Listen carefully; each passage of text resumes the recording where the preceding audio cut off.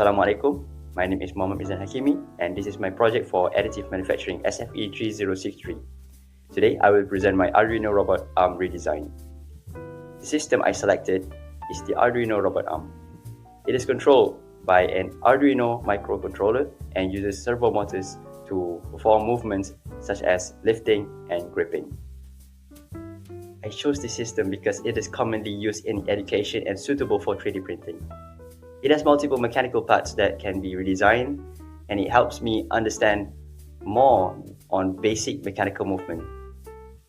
So the parts redesigned include the gripper or the clamp and the robot arm structure. The arm length was extended to improve reach, and the gripper was redesigned to improve better grip. The design process was done by using Tinkercad. The original parts were measured, base models were created, and the geometry was modified to reduce weight while maintaining strength. So after completing the CAD design, the models were exported as STL files. The files were then sliced using Ultimaker Cura software in preparation for FDM 3D printing.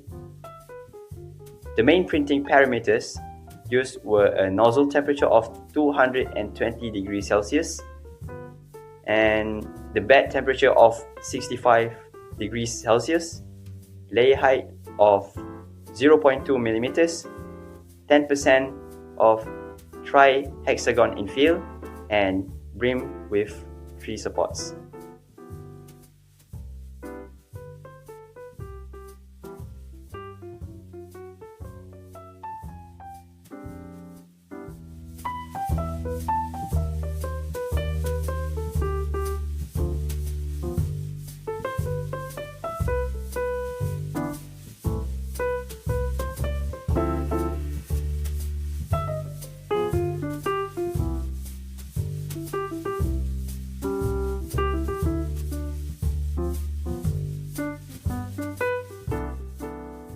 One of the challenges I faced was layer shifting on one robot arm joint.